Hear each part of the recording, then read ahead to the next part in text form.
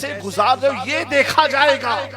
آج 20 لاکھ بچیاں ہماری قوم کی غیروں کے ساتھ بھاگ گئی ہے، اس پر ہمیں ملال و رونا ہونا چاہیے تھا۔ آج ہماری قوم کی بچیاں غیروں کے ساتھ بھاگ کے فخر محسوس کرتی ہے، وجہ صرف دو ہے، ایک ان کی غربت انہیں گھر کے باہر مجبور کر رہی ہے، اور دوسری چیز قرآن و سنت کے تعلیم سے اتنا دور ہو چکی ہے، انہیں نہ شرم نبی ہے نہ خوف خدا ہے، وہ یہ سمجھتی نہیں ہے کہ ہمیں ایک دن مرنا بھی ہے۔ اے میرے قوم کے نوجوانوں، اپنے معاشرے میں شادی کو آسان کرو، مانگنے کی جہیز کی جو عادتیں ہیں اسے ختم کرو، اور اپنی قوم کی بچیوں کو غیروں کے ساتھ جو جا رہی ہے تم ایسے بچ جاؤ کیوں قوم کی بچی تمہارے ساتھ تمہارے گھر کو آ کے مسائے۔ میرے پیاروں، بڑے افسوس کی بات ہے، یہ ایک رپورٹ ہے گوگل میں کہ 20 لاکھ بچیوں نے دوسروں کے ساتھ بھاگ کر کے شادی کر لی ہے کہ محشر میں سنتے ہیں کہ محشر میں صرف ان کی رسائی ہے، سنتے ہیں کہ محشر میں صرف ان کی رسائی ہے،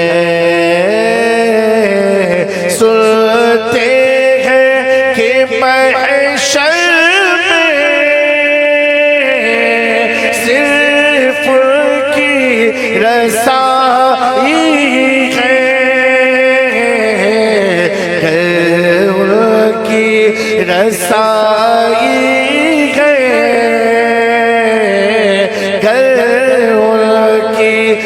رسائی ہے، لو جب تو بنائی ہے، سنتے آپ لوگ بھی مل کے پڑھیں، سنتے ہیں کہ صرف ان کی رسائی ہے، سب نے صف محشر میں للکار دیا ہم کو، سب نے صف محشر میں للکار دیا ہم کو،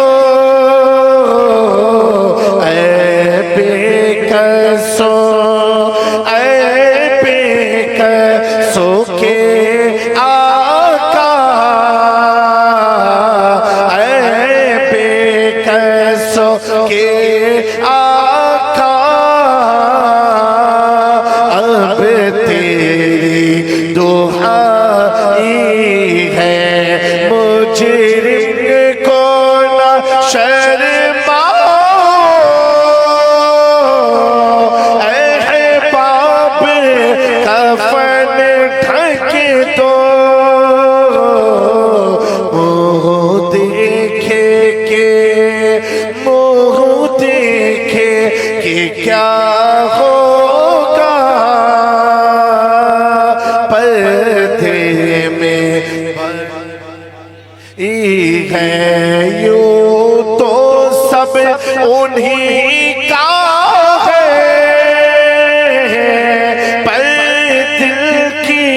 اگر پوچھو یوں تو سب انہی کا ہے، پر دل کی اگر پوچھو انہیں جانا انہیں مانا نہ رکھا خیر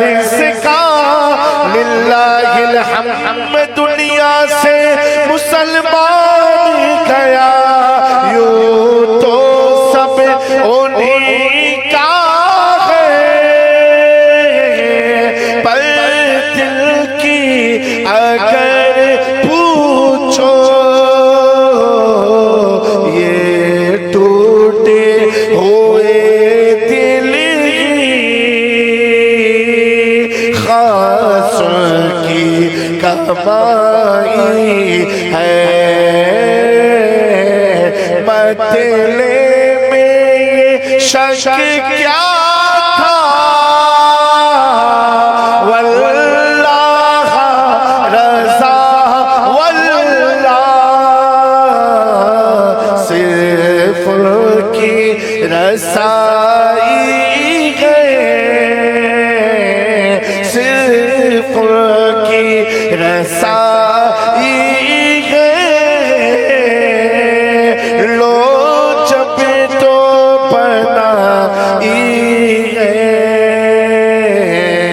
سنتے ہیں کہ صرف کی رسائی ہے۔ میرے پیاروں ایک بات عرض کر دوں، جب تک زندہ رہنا اپنی اولادوں کو، اپنی نسلوں کو، گھر والوں کو ایک وصیت کرتے رہتے کہ سب کو چھوڑ دو، تمہارا کچھ بگڑنے والا آل رسول کو کبھی مت چھوڑو۔ جس نے حضور کی آل کو چھوڑ دیا سمجھو اس نے سب کچھ چھوڑ دیا، اور جس نے حضور کی آل کو پکڑ لیا تو گویا کہ اس نے سب کچھ پکڑ لیا۔ حضرت امام جعفر صادق رضی اللہ تعالیٰ عنہ سے ایک شخص نے وَاعْتَصِمُوا بِحَبْلِ اللَّهِ جَمِيعًا جو آیت ہے اس کے بارے میں پوچھا۔ اس آیت میں اللہ فرما رہا ہے کہ اللہ کی رسی کو مضبوطی سے تھام لو۔ حبل سے معنی کیا ہوتا ہے؟ رسی۔ تو کہا ہے جعفر صادق یہ رسی سے مراد کیا ہے اور اللہ کی رسی ہے کیا؟ اللہ کی رسی ہے کیا؟ امام جعفر صادق فرماتے ہیں کیا تو نے میرے نانا کا آخری خطبہ نہیں سنا؟ اور بلند آواز سے کیا میرے آقا کا، میرے نانا کا آخری خطبہ نہیں سنا؟ میرے آقا نے ارشاد فرمایا تھا یا ایھا الناس انی ترکتم فیکم الثقلین ما ان اخذتم لن تضلوا۔ اے لوگوں، یہ پیارے آقا صلی اللہ علیہ وسلم کا آخری فرمان، میں تمہارے درمیان دو بھاری چیزیں چھوڑے جا رہا ہوں۔ کتنی؟ دو بھاری چیزیں۔ ما ان اخذتم، تم میں سے جنہوں نے ان دونوں چیزوں کو تھام لیا، پکڑ لیا، لن تضلوا، تم ہرگز گمراہ نہیں ہوگے، مسگائیڈ نہیں ہوگے۔ اب وہ دو چیز ہے کیا؟ آگے حضور فرماتے ہیں کتاب اللہ و اطرتی، کا ایک قرآن اور ایک اطرتی میری اہل بیت۔ ایک ہے دھاگا، ایک ہے رسی، دونوں میں فرق ہے۔ رسی جو ہوتی ہے ایسے دو موٹے روپ ہوں، ان کو آپس میں جب ملاتے ہیں تب ایک رسی تیار ہوتی ہے۔ تو جعفر صادق فرماتے سنو، حبل اللہ سے مراد اللہ کی رسی، اور اللہ کی رسی سے مراد ہم اہل بیت ہیں۔ اہل بیت، جس نے اہل بیت کو تھام لیا گویا کہ اس نے اللہ کی رسی کو تھام لیا۔ میں پوچھنا چاہتا ہوں امام عشق و محبت اعلیٰ حضرت کے والد علامہ نقی علی خان بہت بڑے عالم دین مفسر ہے، اعلیٰ حضرت کے دادا بہت بڑے عالم ہیں، اس کے باوجود بھی امام احمد رضا اپنے باپ سے مرید نہیں ہوئے، اپنے دادا سے مرید نہیں ہوئے، بلکہ مرید پیر کی تلاش میں نکلے کہ مرید ان سے ہونا ہے جو اللہ کی رسی، جو اللہ کی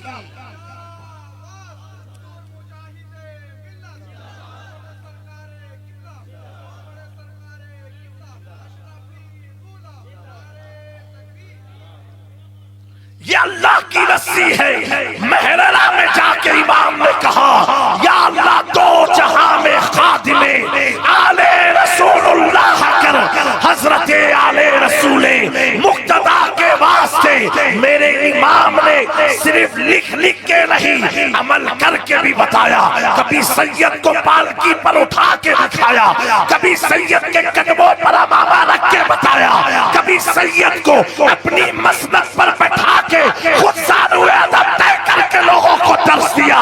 اور جب وقت آئی، جب بات آئی اڑیسہ کی، تو مجاہد ملت نے اپنے امامے کو سرکار نسیم ملت کے لیے بچھا کے بتا دیا کہ سنو، بلندی سیدوں کی، بادشاہی سیدوں کی ہے، یہاں بھی ضرورت سید کی ہے، حشر میں بھی سید۔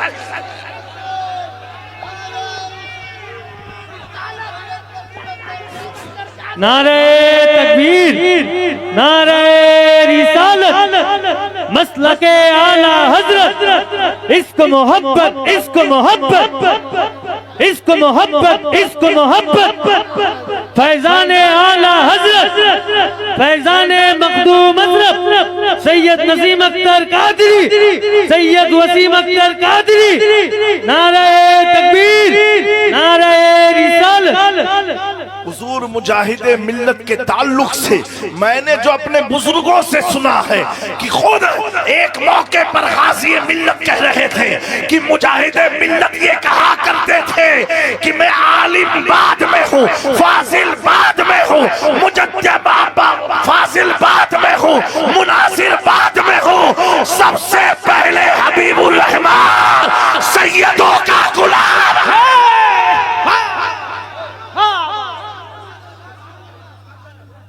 سیدوں کا غلام ہے۔ ایک موقع پر غازی ملت نے یہ بات کہی تھی، جب ان سے کچھ پوچھا گیا تھا گھریلو بات میں، کہا یہ مجاہد ملت کا جملہ رہا کرتا تھا کہ میں سیدوں کا غلام ہوں، میں سیدوں کا غلام ہوں۔ اور میرے پیاروں، یہ ایسے غلام نہیں، یہ کتاب پڑھ کے یہ باتیں بول رہا ہوں، کسی سے سن کر کے نہیں بول رہا ہوں، ایسے غلام اللہ اکبر کہ جب مدینہ منورہ کا سفر کرتے ہیں، جب مدینے کی طرف رواں ہوتے ہیں تو کہتے ہیں کہ سنیں اے نسیم ملت، آپ کے دامن کرم کو آپ کے نانا کی بارگاہ میں پیش کر کے کہوں گا کہ میں تنہا نہیں، آپ کی اہل بیت کا دامن لے کر کے آیا۔ اب میرے دوستو، سیدوں سے ہمیشہ معدت کرنا، محبت نہیں، معدت اور محبت میں بہت فرق ہے، وقت نہیں ہے۔ اور دوسری بات یہ ہے، جب سادات کا معاملہ آ جائے، یہ بھی میں آپ کے ذہن میں ایک چیز ڈال دوں، کبھی بھی اگر دونوں طرف سید ہو تو کبھی بھی کسی سید کی گستاخی مت کرنا۔ یہ خانقاہی بات میں عرض کرنا چاہتا ہوں، اس لیے کیونکہ اگر وہ صحیح النسب سید ہے تو کیسا بھی ہو، گمراہ بھی ہو جائے، اس کی تعظیم واجب ہے۔ لیکن میرے پیارو ایک چیز یاد رکھنا، اس کی گمراہیت کفر تک نہ پہنچی ہو۔ میں یہ سب مسئلہ کچھ جانتا نہیں ہوں، لیکن میں یہ عرض کرتا ہوں آپ کو، اتنا ذہن میں رکھنا کہ جو سید ہوتا ہے نا، صحیح النسب کیسا بھی ہو جائے، لیکن اس بات کی گارنٹی ہے کہ مرنے سے پہلے اللہ اسے ایمان عطا فرمائے۔ کیا بات ہے! یہ صرف روح زمین پر کسی اور کو یہ شرف نہیں ملا ہے، صرف سادات کو ملا، سیدوں کو ملا ہے۔ کون سید؟ جو واقعی میں جن کا نسب حضور سے ملتا ہو۔ کیوں؟ کیونکہ حضور کا خون کفر نہیں کر سکتا، اور اگر خدا نہ خواستہ ہو گیا تو موت سے پہلے اللہ اسے توبہ کی توفیق عطا فرمائے گا۔ اب میں یہ عوام آپ کے لیے بات کہہ رہا ہوں، لیکن اگر آپ نے کسی کی گستاخی کر دی سید کی، وہ تو اپنا معاملہ نکال لیں گے کیونکہ ان کی ضمانت تو اللہ نے لے لیا ہے، لیکن آپ کی ضمانت کس نے لیا ہے؟ آپ کی ضمانت کس نے لیا ہے؟ کس نے کہا ہے کہ آپ کا ایمان ہی پر خاتمہ ہو جائے گا؟ جب سادات کی بات آئے تو عوام کا کام یہ خاموش ہو جائے، عالموں کی بات عالم تک رہے، مفتی کی بات مفتی تک رہے، سید کی بات سید تک رہے۔ میں نے آپ کے جذبے کو دیکھا، محبت کو دیکھا۔ میں یہ عرض کروں گا کہ مجھ سے پہلے شیر اڑیسہ نے، حضرت آل رسول نے بڑی پیاری ایک گفتگو فرمائی تھی، آپ مانو گے نہیں، اللہ کی عزت کی قسم کھا کے کہہ رہا ہوں، میری آنکھوں سے آنسو چھلک گئے تھے۔ کیا کہ صحابی کا جذبہ دیکھو، امام بابو رک جا تھوڑی دیر، اس صحابی رسول کا جذبہ دیکھو۔ کیا پوچھا؟ یا رسول اللہ صلی اللہ علیہ وآلہ وسلم، کل قیامت میں میدان محشر میں ہم آپ کو تلاش کہاں کریں گے؟ حضور نے فرمایا مجھے تم پل صراط کے پاس تلاش کرنا، وہاں میں مل جاؤں گا۔ میرے دوستو غور تو کرو، حضرت نے جو تقریر کیا نا بہت زبردست، بڑی جامع، اور اگر آپ نے دل میں اتار لیا نا تو سمجھ جاؤ کہ آپ نے گھر بیٹھے جنت خرید لیا۔ اول وقت سے لے کر کے ظاہری وصال تک امت کے لیے روتے رہے، اتنا روئے کہ امام نے کیا کہا؟ اللہ کیا جہنم اب بھی نہ سرد ہوگا؟ اے میرے قوم کے نوجوانوں، جو نبی اتنا روئے ہمارے لیے، کیوں؟ انہوں نے جہنم کو دیکھا، جہنم کے عذاب کو دیکھا، اور حضور کو معلوم ہے کہ میری امت بڑی کمزور ہے، نازک ہے، وہ تو ایسی نازک ہے کہ اگر کوئی ایک ڈنڈا مار دے تو بیچاری تڑپ کے زمین پر گر جاتی ہے، بڑی کمزور ہے۔ اس لیے آپ کے لیے دعائیں مانگتے رہے۔ میرے پیارو، میں آپ سے کہوں گا ہاتھ جوڑ کر کے سادات کا ادب کرو، علماء سے محبت کرو، مفتیان اسلام سے محبت کرو، لیکن ان ساری چیزوں کے ساتھ ساتھ اگر کوئی چیز آپ کو کام آئے گی تو آپ کی نماز کام آئے گی۔ آپ زندگی کیسے گزار رہے ہو یہ دیکھا جائے گا۔ آج 20 لاکھ بچیاں ہماری قوم کی غیروں کے ساتھ بھاگ گئی ہے، اس پر ہمیں ملال و رونا ہونا چاہیے تھا۔ آج ہماری قوم کی بچیاں غیروں کے ساتھ بھاگ کے فخر محسوس کرتی ہے، وجہ صرف دو ہے، ایک ان کی غربت انہیں گھر کے باہر مجبور کر رہی ہے، اور دوسری چیز قرآن و سنت کے تعلیم سے اتنا دور ہو چکی ہے، انہیں نہ شرم نبی ہے نہ خوف خدا ہے، وہ یہ سمجھتی نہیں ہے کہ ہمیں ایک دن مرنا بھی ہے۔ اے میرے قوم کے نوجوانوں، اپنے معاشرے میں شادی کو آسان کرو، مانگنے کی جہیز کی جو عادتیں ہیں اسے ختم کرو، اور اپنی قوم کی بچیوں کو غیروں کے ساتھ جو جا رہی ہے تم ایسے بچ جاؤ کیوں قوم کی بچی تمہارے ساتھ تمہارے گھر کو آ کے مسائے۔ میرے پیاروں، بڑے افسوس کی بات ہے، یہ ایک رپورٹ ہے گوگل میں کہ 20 لاکھ بچیوں نے دوسروں کے ساتھ بھاگ کر کے شادی کر لیا ہے۔ اے میرے قوم کے نوجوانوں، اب کب جاگو گے؟ یہ جاگنے کا وقت ہے۔